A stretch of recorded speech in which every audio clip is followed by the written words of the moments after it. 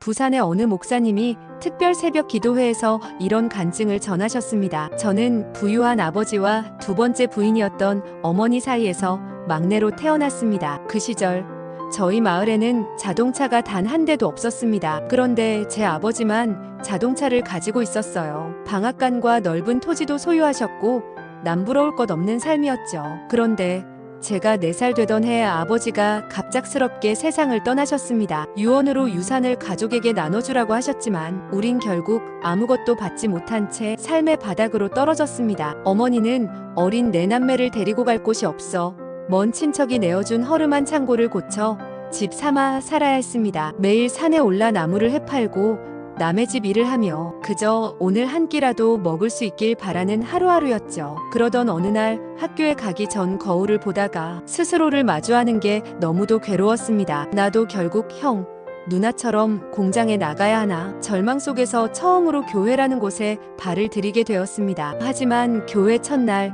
전도사님은 제 복장을 보고 저를 꾸짖었습니다. 운동화 살 돈이 없어 고무신을 신고 다 해진 추리닝에 몸에서는 냄새까지 났으니까요. 매 학년마다 제 짝이 된 여학생은 울면서 자리를 바꿔달라 했습니다. 그만큼 저는 누구에게도 환영받지 못한 아이였습니다. 하지만 교회에서 하나님의 말씀을 들은 그날 이상하게도 제 마음에 믿음이 스며들기 시작했습니다. 내가 하나님의 자녀가 되었다. 이 믿음 하나가 제 인생을 완전히 바꿔놓았습니다. 예수님을 믿고 나니 복수심도 사라졌습니다. 마을을 청소하고 어른들께 인사하며 다니기 시작했죠. 사람들은 말했습니다. 얘 왜 저래? 하지만 저는 하나님을 믿고 구원받은 기쁨에 가득 차 있었으니까요. 중학교 3학년 겨울방학 무척산에서 열린 집회에서 강사님은 이렇게 말씀하셨습니다. 하루에 이 시간 기도하는 사람에게 하나님이 복을 주신다. 그 말씀을 듣자마자 저는 속으로 외쳤습니다. 아멘. 저 그렇게 하겠습니다. 그날 이후 매일 2시간씩 기도하기 시작했습니다. 잠자기 전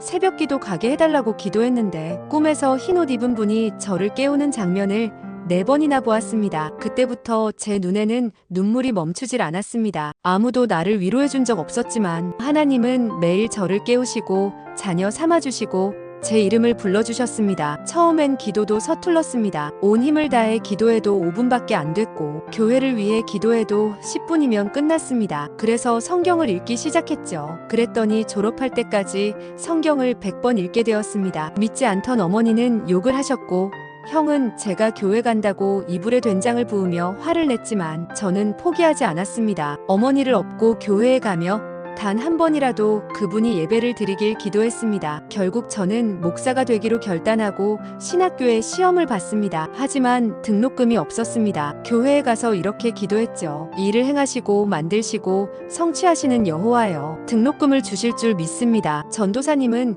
교회가 후원할 형편이 안 된다고 하셨지만 저는 말했습니다. 하나님이 준비하실 겁니다. 등록 마감일을 하루 앞두고 산에 올라 기도하던 중 사찰의 아주머니가 말하셨습니다. 스님을 한번 만나보세요. 그 말씀에 순종해 스님을 찾아갔고 스님께 저는 이렇게 말했습니다. 내일이 등록 마감인데 등록금이 없습니다. 하지만 하나님이 채워주실 줄 믿습니다. 스님은 조용히 묻더군요. 등록금이 얼마냐? 60만 원입니다. 기도를 마치고 산을 내려오려던 찰나 그 스님이 제게 60만 원을 건네주셨습니다. 그 돈으로 저는 1980년 3월 신학교에 입학했습니다. 책 살 돈도 기숙사 비용도 없어 다시 스님을 찾아갔습니다. 그러자 스님은 이렇게 말씀하셨습니다. 거처도 없으면 그냥 절에서 먹고 자며 다니게. 그렇게 저는 절에 머물며 하나님의 말씀을 공부했습니다. 믿지 않던 어머니는 결국 교회를 다니게 되었고 지금은 집사가 되셨습니다. 형은 목사, 누나는 전도사가 되었습니다. 그때 저는 분명히 깨달았습니다. 하나님은